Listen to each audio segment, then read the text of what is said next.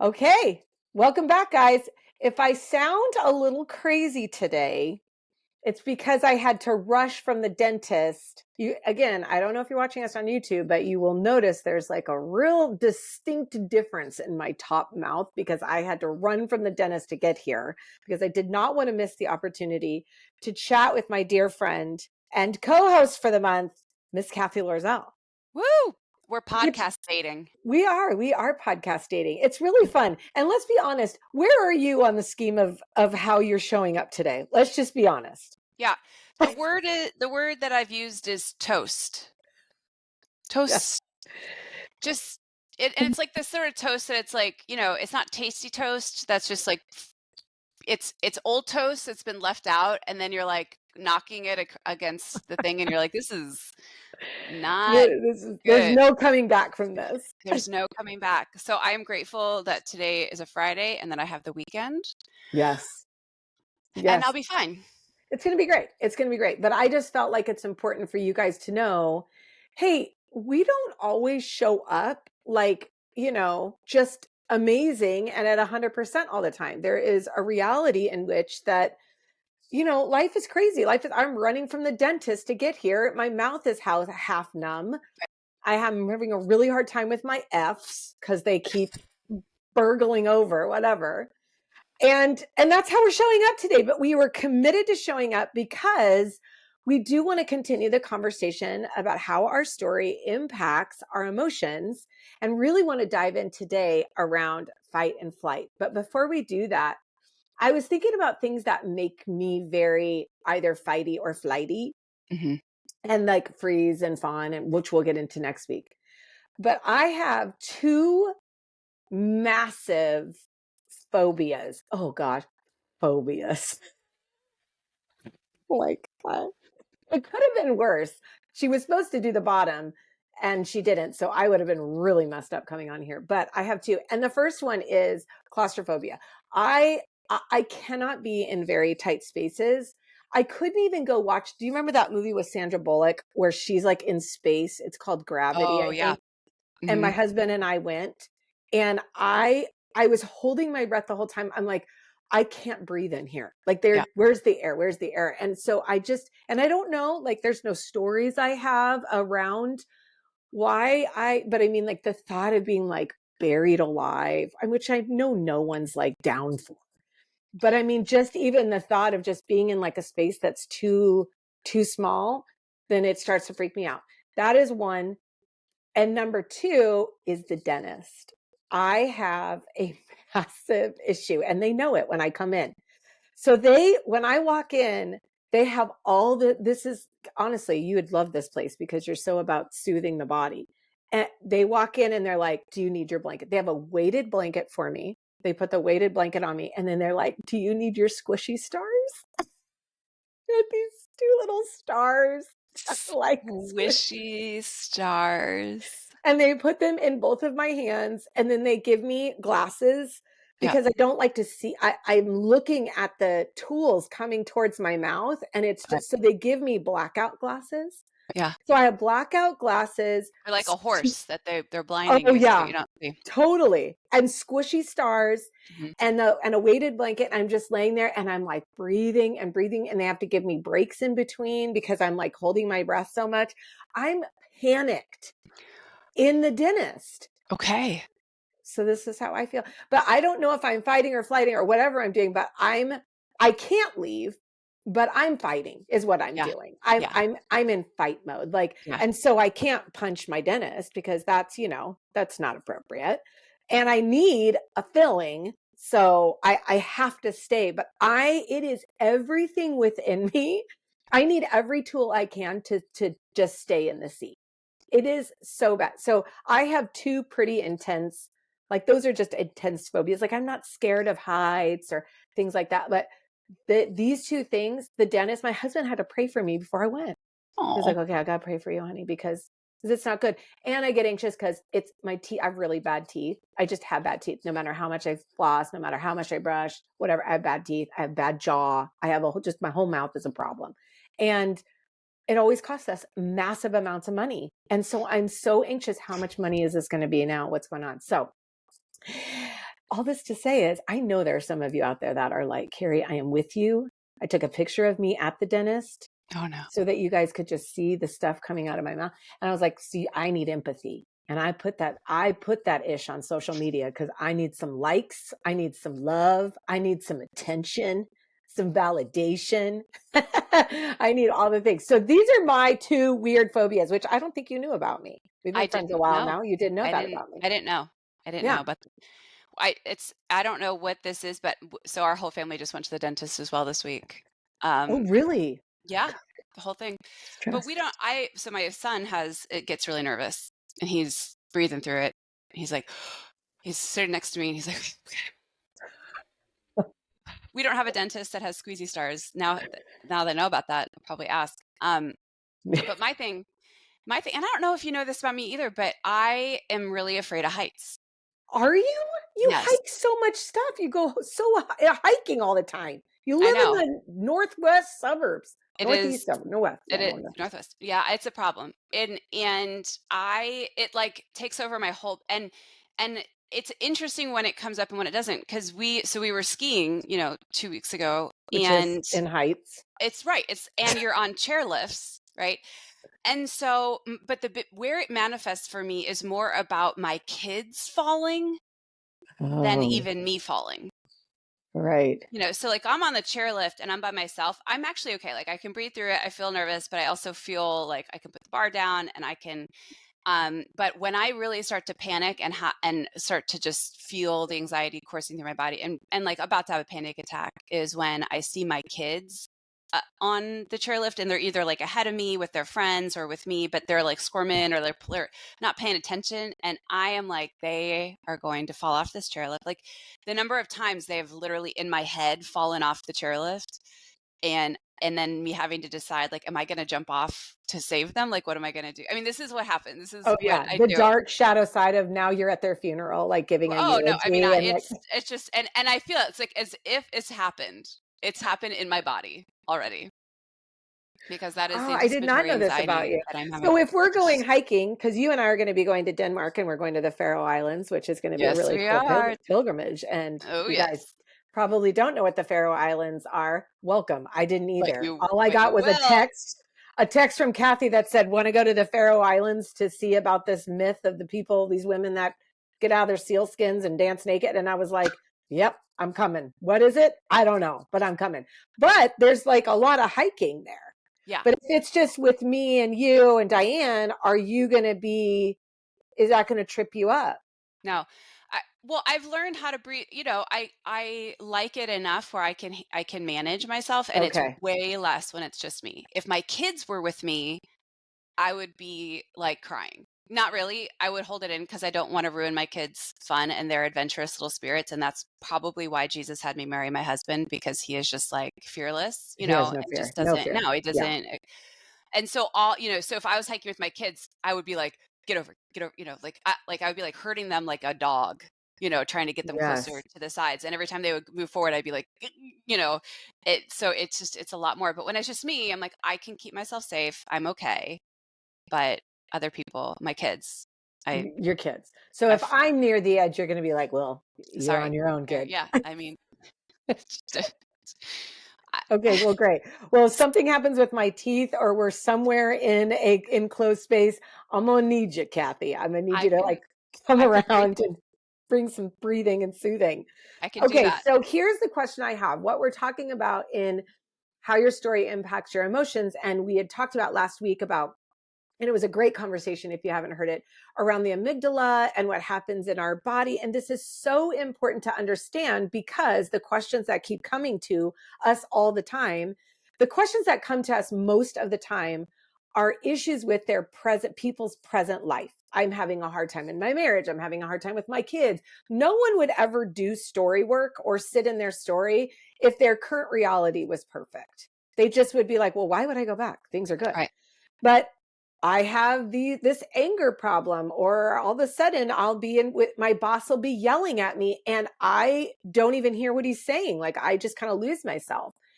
And so I was thinking about this when you had mentioned last week, there's the 4 stages of how the amygdala responds in an emergency state, or, it's basically telling us danger, danger, danger all the time. And the hippocampus is constantly coming in and regulating the amygdala, basically saying, hey, chill out, man, we're cool. But in trauma, the hippocampus and the amygdala disrupt, and there's not as much communication. So the hippocampus can't regulate always the amygdala, which requires us to go into fight, flight, freeze, or fawn. So that's a little back of what we did last week. And I was thinking about situations that I have been in and how I've responded. My natural tendency is to fight.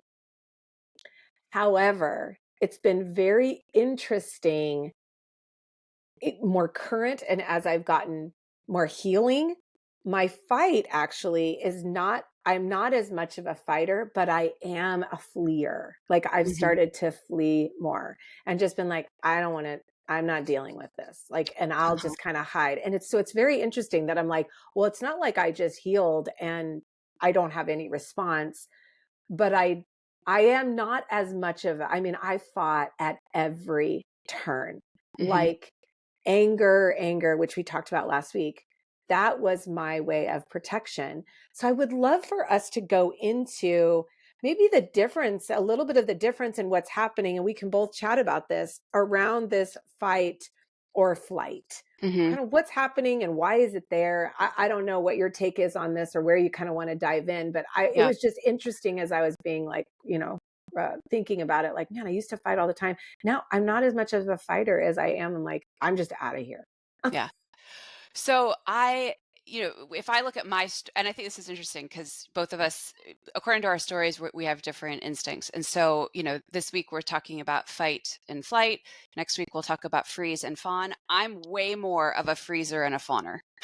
Yeah. Okay.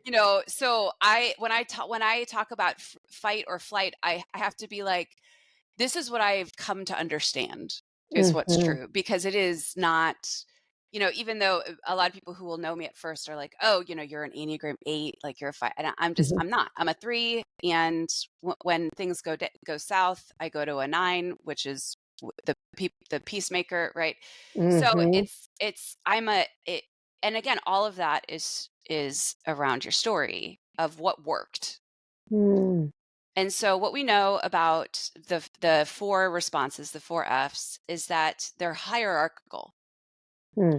So when you get threatened, your body is immediately like, can I fight them? Right? Like, just think of a gazelle with a lion. Right. A gazelle is like, their first instinct is to defend and to figure out, am I bigger than this thing? Can I fight it? Well, if you can't fight it, you're going to flee. You're Hmm. going to try to outrun it. If your life is in danger, right? And if you can't flee, then you're going to freeze, hoping like maybe this will work. If it thinks I'm already dead, and like maybe, and really it's a lame defense mechanism. I mean, the freeze is like, maybe they can't see me. Yeah. Right. Like, well, they can. It doesn't always work. But, and then the fawn is like, well, if none of that works, I'm going to try to negotiate. I'm Mm. going to try to get in and figure out how to, soothe the situation to maybe come out alive. Right? It's a very Mm. last resort. So, I say that because I think hierarchically, it's interesting that in and we choose because we decide what's going to become most helpful. Is What's going to fight are work. we always first? I, I don't, I mean, again, so this is not my expertise. I know just Sure. enough We're just to be talking about dangerous, it. That's but right. this is what that was an interesting thing that I heard about this hierarchical piece. And I think I heard it from someone else. Like, I don't even know that I read it anywhere, but it made sense to me. It was like, Mm. oh yeah, that would make sense. And so Yes. even for you, you learned early that if you fight, then it works. There's something in that worked in your family system Yes. to dispel the danger, Yes. right? And to get heard. And Yes. to get heard. And so there's something about it that worked enough for you to then continue to utilize it as a primary defense mechanism. And Mm.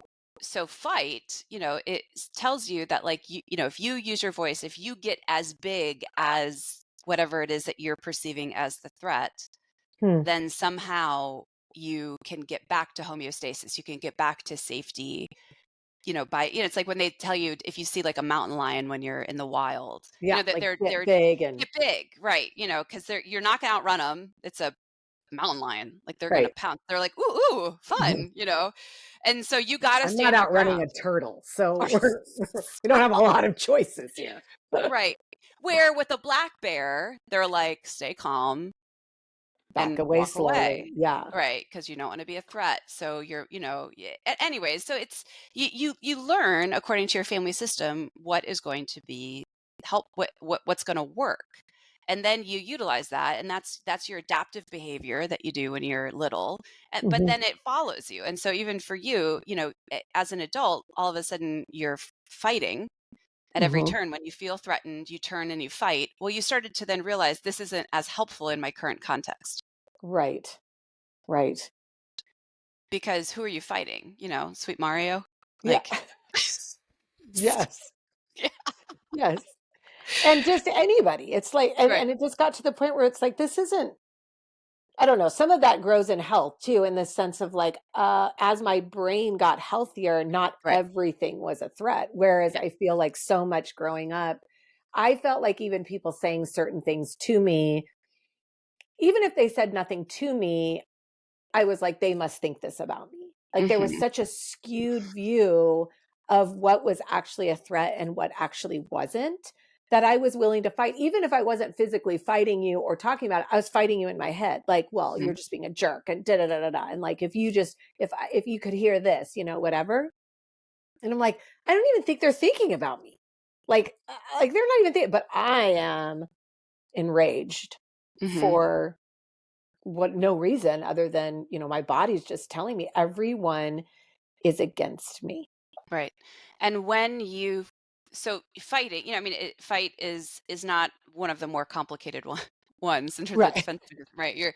You're turning around and you're going toe to toe with someone, Mhm. right? You're getting big, you're feeling threatened, and you're matching, or you're overmatching, right? Because a lot of fight is, you want to fight, well Mhm. then I'm gonna win, Yes.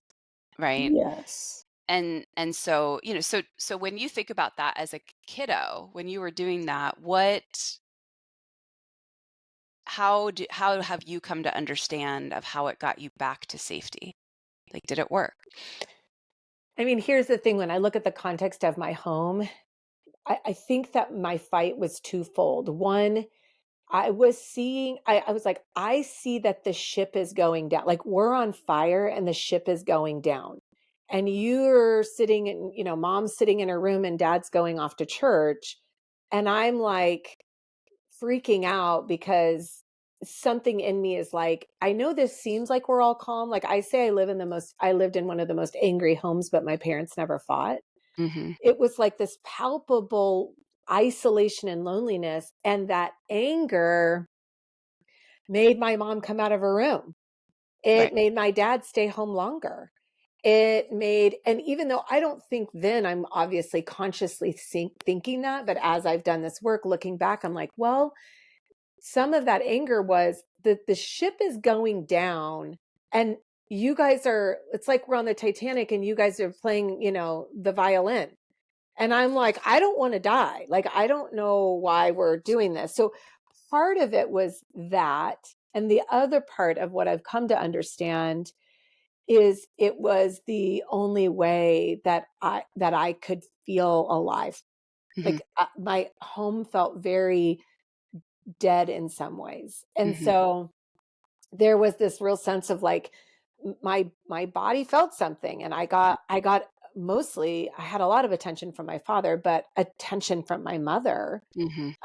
in ways that, although were dangerous and harmful, she was a very non-existent kind of presence. And Mhm. so it forced her to have to, uh, look at me and, deal with me. And so it definitely was kind of a warning sign of, or like kind of a cry for help. And then on the other side, it was this like, hey, will you take time to notice me and Mhm. get attention? And my body, I liked the way, looking back, I liked the way really risky, dangerous, anger things felt. Mhm. I mean, being a drug addict for that long and dancing in clubs and doing all the things that I was doing at like 14, like that, I liked the way my body felt because it felt alive.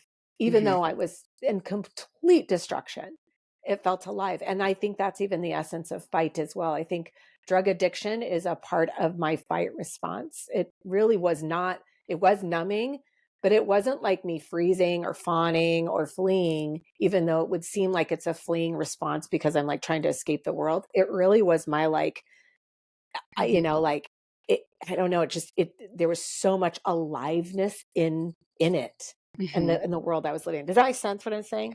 It does. Yeah, one it just reminds me that, all of our responses, even though there are baseline things that we could look to and say like, animals respond and they're all contextual. Right. And so even how our amygdala decides to utilize its strategies on how to keep us safe is all according to context. Right. And so that means, that the idea, like I was just at this retreat and a lot of the women were talking about their own rage, and you hear about that, like the mom rage, right? Where I'm just yelled at my kiddo last night because he left, gosh, like, can they just clean up after themselves? Is that a thing? Is that ever going to be a thing? Like, No. oh God. No. I have an 18-year-old where I'm like, "Hey bro, can you take your shoes up? Why is your underwear down here?" I I mean, don't know. oh, it's better for me just to know. It's better for me. So, I come downstairs, we've had this night, and he's I asked, like, did you guys clean up your snacks? And he's like, yeah, and so what he did was take his bowl, a cereal bowl, to the sink. But what was left over was the milk was left out and the yogurt that he didn't eat and the yogurt packet, and I'm like, what are you like? You told me you cleaned up. Like, this has been out for like a half hour. Like, what are you doing? You're 10 years old. That's me. Oh You're yeah. 10 years old. I'm pissed. And in that moment, it's not necessarily that my life is threatened, right? Right. But there's something in me that is just, it's triggered and it's going to something that is going to make me feel like I'm dispersing some of the energy inside of me. I'm moving towards it. And so, Mm, a lot of the women that I was working with this weekend were like, what do I do with this rage yeah. in me? I know I don't want to be angry. I know that it's not helpful. I know that this isn't what I want to be doing, but how do I get out of it? And what I want to say is, number one, you have to understand why it was helpful in the first place. Yeah, so good. Why did it bring it brought your body homeostasis, and until you can have a relationship with that part of you and understand and have curiosity and generosity towards the fact that the home you were living in, your only option to feel alive was fight Mhm. and drugs and self-destruction, and that's a thing. Yes. Like, that Yes. is heartbreaking. Mm. And so how do we then like have kindness and compassion for ourselves, because you can't just like put a rubber band on your wrist and flick it every time, like, I won't be angry, I'm not going to be angry, I'm not going to be angry. Like, it Yeah. doesn't work that way, right? But it's No. the kindness of God that leads us to repentance. And so is there a sense of okay, I need to be really kind and understanding to this part because I'm reacting for a reason. Mhm. And I can't just, like, it's not gonna be helpful to then just be ashamed, or, that doesn't actually change human behavior. It doesn't heal us. Mm. And so can we understand when you feel fight, and all of a sudden you feel it come up in you, do you know that the triggers Mhm. in your own body, in your own mind, do you have a sense of what are the things? And you can't do that in the moment, but after you have a moment where you Yes. realize I fought, like I did my thing and I just blew everything up, can you go back and reflect Yes. and say, okay, what was I feeling? Can you slow it down where you can see it? Like I talk about the Matrix movie as if it's recent, and it's I do too. I'm like, "Y'all are taking the red pill or blue pill." I don't remember which I pill, but you've I taken use it. one. That's right. I use it as if it's current context. It's not. I mean, it's probably like 25 years old. I don't know, it's old, but you know what? It is just so relevant. I mean, every time. So you want to slow it down where you can see the bullet coming, and then Yes. you actually can go, oh, if I move this way, then I can, and so but you want to know yourself well enough Mm, where you actually have the capacity to go, okay, yes. this is going to be a rough moment. I probably need to be prepared for this, to know what's going to Mhm. happen. And what are my options? What are my other options? Okay, so and do you know, because you don't just explode at step one. Right. There are steps that happen between the moment and then the explosion. If fight is your thing, that you Yes. can intervene at different steps that will actually make a big difference. But it's not the idea of, well, I'm never going to feel the instinct or the desire to fight again. It's, will you care for yourself leading up to it and know yourself well enough to be able to intervene on your own behalf, Oh, so that, so good. right, so you can take a step back and say, this is going to be a thing. I I need to walk away, or I need to take a breath, or I Mhm. was about, again, this is given that I've told you that fight isn't my thing, I'm certainly telling you a lot of fight stories. Um, but I knew I was, like, my son and I, he's a very explosive kiddo, and it takes me a long time. I can stay calm for a long, long time, and then all of a sudden I just hit my limit, and I knew I was about to hit my limit, and so I just was like, I'm going upstairs. I need a break. Yeah. I know this is a hard moment, but I need 5 minutes. And I went upstairs and I sat on my bed and I breathed. He breathed. We both calmed down. And then I went back downstairs to reengage. Like, Yes. there are ways to do it if you understand and you've mapped the trajectory of what you do. And Yes. same with free or flee, right? Do you know when you just want to run away? Do you Mhm. know when you just want to be like, I'm out, right? Like, the we're no longer friends. I got into a fight with a fight, because we're 16. I got into a conflict with With another my woman. best friend, we Right. had BFF necklaces and And I found out she was mad at me. So I got, and part of me was like, you remember that Chandler Friends episode where Chandler and Monica get into their first fight when they're dating? Mhm. And Yes. he's like, well, I guess it's over now. That was a fun run, And she's like, what are you talking about? He's like, well, we're breaking up. And she's like, no, we had a fight. Like, Yeah. what do you mean? And Right. so his response is flee. Mhm. And so she's like, no, you have a fight and then you work it out, so that's where the flee often comes up, is like, is there conflict? Is there something that's happening that it's so uncomfortable to stay in it that it's easier to just disappear. Yes. Like, if Yes. I stay in this, I'm going to get devoured. I'm going to get overcome, or it's too uncomfortable, and so I'm I'm out. Yes. You stop texting back. You withdraw from friendships. You withdraw from a spouse, even though you're living in the same room. Mhm. I call it the elevator shaft, where it's like you're present up here, and then you just put it in the elevator, and it just goes down. Yeah. Like, Not present. not Yeah. present. And so I think when we talk about fleeing, most of the time we're not actually just disappearing and leaving our families, but we are Mm. fleeing and leaving our bodies, and not being present to what's going on, Mhm. in order to protect ourselves from the fear of annihilation, the fear of heartache, the fear of conflict that we don't know how to resolve. So we flee. It's so good. It's funny because as you're talking, I'm thinking of each one of my children and their like responses to things, and I definitely have a fleer. I have a, you know, fighter. And I think I have a freezer. So I think I have out of all three, don't have any fawning. I'll tell you that much. Which I wouldn't hate that, but I don't have it. I'm like, Uh, I'm probably the fawniest of us all. I'm like, great. Yeah, I'm like, I don't have any of that. Well, I guess probably my husband, to be honest with you. But, I was thinking about what you said about in the moment, because this is what a lot of people will ask, like, well, gosh, like in the moment, I just can't say. And it's like, yeah, not in the moment. In the moment, we're not making decisions. But can you go back and reflect? And here's where I want to spend just a second, because you cannot heal the fight response or any of these responses, these emotional responses with another emotional response, Mm. meaning, okay, you're angry and you're fighting. You just need to have joy and try to put joy on top. Like if I'm just more joyful, if I just think more joyful things, if I just, don't let myself be angry. So I'm just going to just choose to always be happy. Like this doesn't work. Your body does not heal with you trying to convince it to heal. It doesn't work that way. You can't use another emotion to heal those emotions. What you can do is you can use reflection, which Mhm. is actually allowing you to pause and take a look at the truer story. What's actually happening? And I love what you said about the buildup.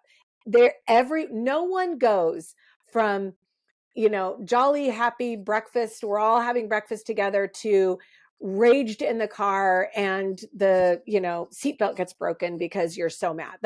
That doesn't happen without context and a lead up. And I think about one of the largest fights I ever got in with Roma, and it was just awful. And the lead up to that was her, she's anxious about her report and I'm trying to help her and she's not receiving my help, and it's going back and forth, and I can feel myself building, but I can also feel myself going, Karrie, just, she's struggling, just stay present. What I should have done was removed myself. Mhm. I was not in a place to even bring emotional reasoning to myself because she was so dysregulated. It was making me super dysregulated, but I'm trying to convince myself emotionally, like, no, it's fine. You're okay. Everything's okay. I wasn't okay. I Mhm. needed to physically remove my body. And I think that point of reflection is how we heal. It's looking back on a moment and going, what was the lead up? What was going on inside my body? What was I thinking? What was I feeling? What was Mhm. I needing in the moment that I actually wasn't getting? And I think when Mhm. we can ask some of those questions, what was I thinking? What was I feeling? And what was I needing? Then we can start to have a better response the next time it comes, because our brain has had time to process without you, like, just, pushing it aside and going, well, I just need to think happy thoughts. Right. It just doesn't work. Mhm. I think that's the same for any of these things, but that fleeing and that, since we're talking about that the anger, the rage, the fight, and the flight, both of those have context to them. Mhm. They don't just happen. And I love what you said about that. But I just think so often we look at scripture and we go, well, think on these things, whatever's pure, whatever's right, whatever's holy, you need to think on these things. And that's beautiful. And it's wonderful and important to think on good things. But if you think that an emotion is going to heal your emotion, it it doesn't work. That Mhm. doesn't work. You're going to have to sit in the context of the stories that you've held, and have a more clear way of looking at it systematically. Mhm. What's going on? What's happening? And offering care to yourself or to whatever in the context of what was happening so that you can begin to understand why you do what you do. Does that make Yeah. sense what I'm Yeah, saying? absolutely. And so I think, the way I look at it is by pulling the thread. And Hmm. so often we want to cut it off, instead of actually saying, okay, there's something here. And so, Adam Young always says, I don't know where he got it. I'm sure he got it from somewhere, but he says that there's a reason for human behavior. Hmm. And so if you can even to yourself say, there is a reason that I'm doing this. Hmm. I'm not crazy. I'm not just a violent, horrible person. Like there is a reason Hmm. that I'm feeling revved up, that I'm feeling dysregulated. There's something going on that I'm responding to. It may not be parallel, like exactly parallel to the response you should have given the current context, right? Hmm. You could be over feeling because of Yeah. past trauma, right? So all things don't have to just be trusted. Like, well, if I'm mad, then I should be mad, like, or I'm allowed to be mad. It's like, well, no, but Right. there's a reason that you're feeling it, and so can you be with yourself long enough to figure out what's actually going on? Yes. And So good. that's huge. Most people don't do that. I So mean, even if you can do that, yeah, you're doing better than, what most people are willing to even look at. right. Now, there is something to be said here for the idea that because you just mentioned this, like you might be angry in a moment for something that doesn't even deserve really to be angry about. And oftentimes it's like, okay, well, what was I needing in the moment? It's like, well, maybe you were needing something or whatever, and it was so minute, but the issue became bigger. Like I think of this time, this is so embarrassing. And if you're new to the podcast, this will be new for you. If you're not, you may have heard this before. But and this was recent at Christmas time. I went to the mall and wanted to get boba tea. I love boba tea. I want boba tea. So I know you don't like boba tea. You don't like it. Oh, see, that could be one of your phobias. Okay. Rice balls in your drink. It's just, it's like so surprising. All of a sudden they're just in your mouth. And I feel a little assaulted by it. They shoot up so many of them, just like. No, I'm like, it's like, yeah, I feel a little assaulted. Okay. I love them. I love them. Okay. So I'm going to get my boba tea. A lady's standing in front of me. I'll make this story short, but she's standing in front of me. We're waiting there. It's just her and I. And the lady is literally standing 5 feet, no joke, away from me on the other side of the counter. She's cleaning the pitcher. And I'm like, okay, maybe she's cleaning. 30 seconds, 45 seconds go by, a minute goes by. She says nothing to us. She's just cleaning. The woman, I look at the woman in front of me. I said, have you been served? No. Okay. And the lady goes, I'm not waiting anymore. She leaves. I'm like, well, this is crazy. She just, I go, ma'am, hi, ma'am. We're here looking for some tea or whatever. She just keeps cleaning. She's just seconds away from like I can almost reach out and touch her. And then I go, ma'am, I'd like to order some boba tea. And I'm not proud of this. Okay. But I can feel it. Like I'm getting enraged. And then she walks to the back where I can still see her and she begins to wash. She doesn't say anything. It's like 2 minutes at this point.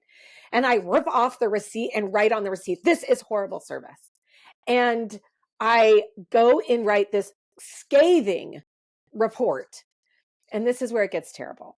If that wasn't terrible enough. The next day we had to go back to get something and she's there. I'm so embarrassed I'm telling the story, but I will use my life as an example to help you guys heal. But I walked up and she has a line of people and she's serving people. And I walk up to her, Cathy, oh my God. And everyone's in line and I start clapping. I go, look at you. You're working today. Look at you. Oh yeah, it was bad. I go, look at you. I am so proud of you. All got some tea. I hope you guys are all so happy. Apparently yesterday was not the day we were going to work, but today is the day we're going to work. I am so proud of you. I am so out of pocket at this point, right? Like it's gone on for 2 days. It's embarrassing. My husband is like, what happened to my wife? I am out of pocket, Cathy. And I felt good about it. I was like, I feel great about what I just did. And I annihilated her. Like, this is, like I said, this is the power of my anger, right? Like, I humiliated her. Mm-hmm. And she just looking at me stunned. I think her boss was there. So she was probably like even more stunned, whatever. All this to say is when I got back in the car, I did go in and apologize. So just so you guys know, I went back and I said, I was really wrong for what I did. But what I remembered was there are so many times in my story when my mom was angry at me, she would ignore me. She would literally whistle and ignore me. And I remember in 3rd grade when I was going to spend the night at Stephanie's house across the street, and I could never make it through the night. I was going to make it through the night and I was about to tell my mom. And when I told her on my excitement, I'm going to stay the night, whatever, she just started whistling. And I remember, because God brought this memory to my mind, I will never let anyone ignore me like that again. I will never be ignored.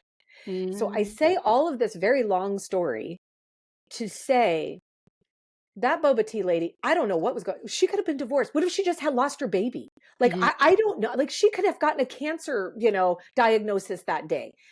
She was out of line. Yes. Did she deserve what I gave her? Absolutely not. Was that actually about her? No. I was living up. My body was like, someone is ignoring you and that is dangerous for you. And that is good. That is cruelty and you are not having it. And I just think like sometimes when we're looking at our bodies or we're responding, if we're not reflective of these stories that we bear, we go around destroying things or leaving things or placating people because our bodies are stuck in vows and agreements. And really, like, does that make sense? So I just am like, I feel like there's so much more depth than just like, Mhm. well, you need to learn how to control your anger. Like the stories determine so much Yeah. of what we think and do. Yeah. Well, what you're describing is a reaction. You reacted disproportionately, right? Di- Do you still want to be my I friend? do. I want to travel with you for like a week in Europe. Is what I want to do. Um, but you become reactive when you have unhealed trauma lodged in your body. Yes. And when it hits it, it's like, someone could brush up against you, and if they're hitting a sore spot, you punch them, right? Yeah. Get off me, right? It's no different with emotional wounds.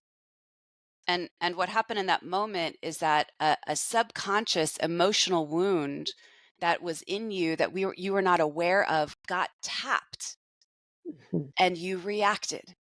Yes.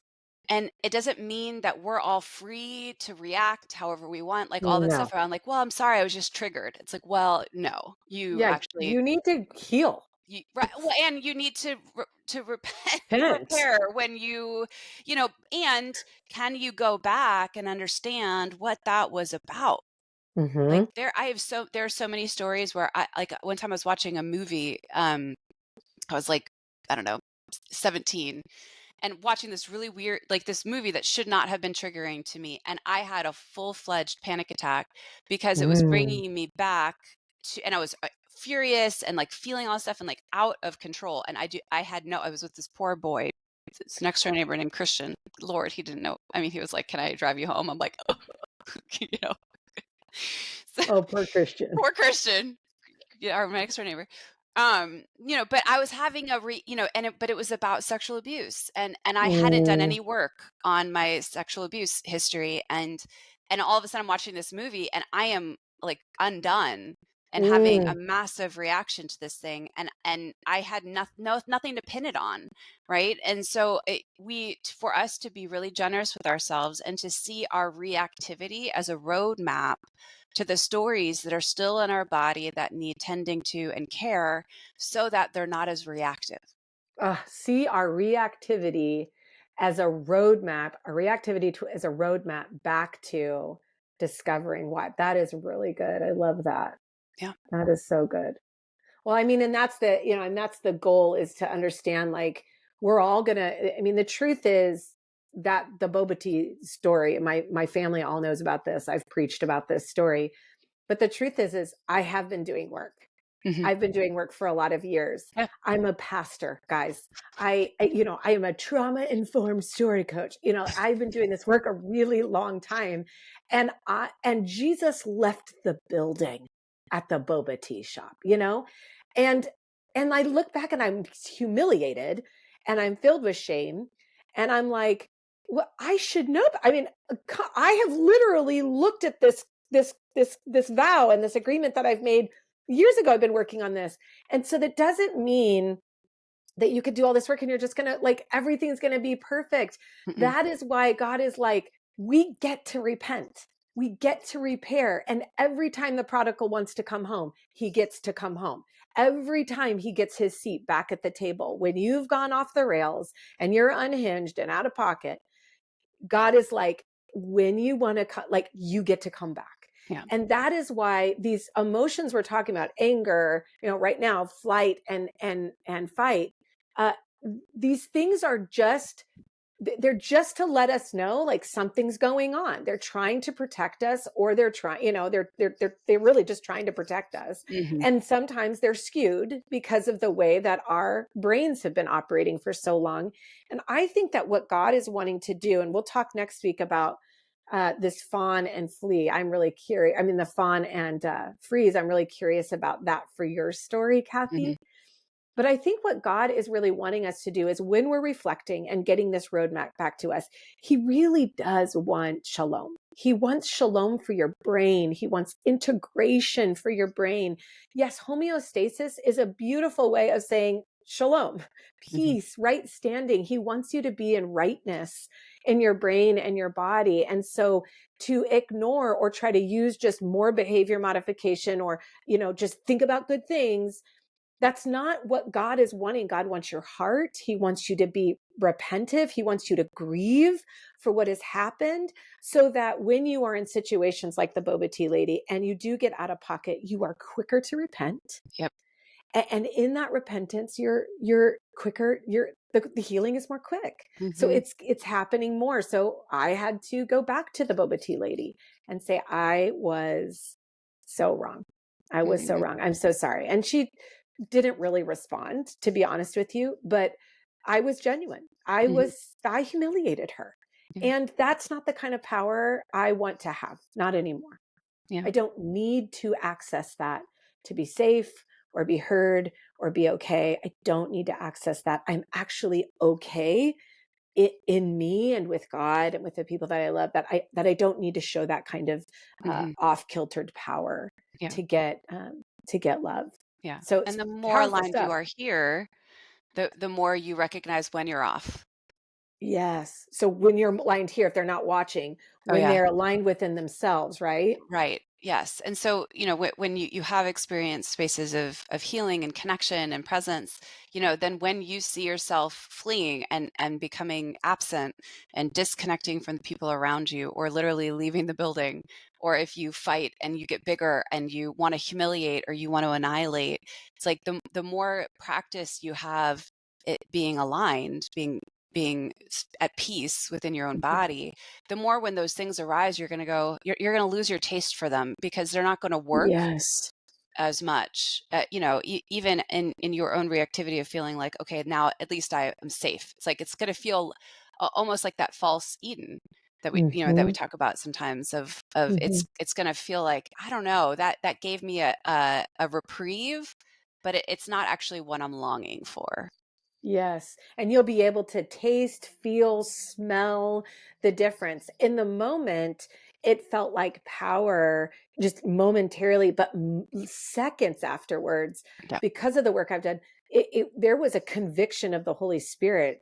Less of, I did feel shameful, but it moved quickly into one, I have a choice where I don't have to, the shame is just going to make me isolate and move into more hatred. Hmm. But the conviction is actually going to move me towards repentance. And it's God going, hey, you actually you don't need that. Right. You're good. I'm good with you and you're good. You don't need that. And then began to be honest with you, give me empathy Hmm. for a woman who was not doing her job and was, being really disrespectful. However, I don't know her story. I Right. don't know what happened to her that day. And so instantly the Lord begins to go, you don't know her story, but I do. Could you Hmm. go with kindness? And Hmm. it was like, it was easy. It was like done. Yep. And I also am like, I don't want to be like that anymore. I don't want to Right. do that. I don't want to have to repent. I hate, it sucks. So it's like, I'm gonna think second, but yeah, the freedom to go, guys, listen, for fight and flight, in both of those responses, like Kathy said, the more that you are finding goodness within your own body, within your own community, and within God, like it does get better. Hmm. It does get better. I Yeah. don't fight as much. I just don't. And my flee is actually a better thing in the sense of I'm opting to step away, but I still need to work on some flee things because sometimes I'm like, well, everyone's dead to me then, and I'll just not be friends with them anymore. That's fine. Right. Right. So I'm working on that one. So next week, I can't wait to hear a little more because honestly, the freeze and the fawn, I, I don't. There's nothing about it that feels any kind of power for me. That just feels like I just don't operate there. No. Very rarely, very rare. A few times, but like you said, a few times. You can name anger, but I don't. I don't live in that. So I am eagerly anticipating what that looks like. I'm the dog in the dog park that just rolls over. And it's like, who's in charge? I'll submit. That's not actually true. But that's the image that came in my head. Yes, yeah, and I've seen that in so it's funny because I've known you now for a while, and I've seen you operate. We'll talk about this next week. So this is the cliffhanger, but I've seen you operate in those things in really personal relationships, like Uh-huh. deep ones that you care about.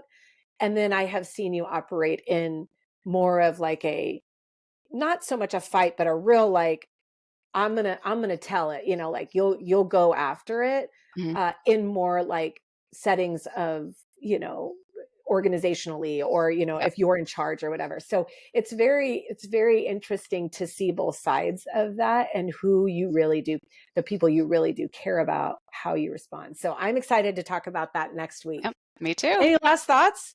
How you No. did? You were toasty and you Thank did great. I mean, look, you're so invigorating. That's what it is. Me and my half smile today is so invigorating. The fact that you just discovered that I annihilated a poor 24-year-old at the boba tea store.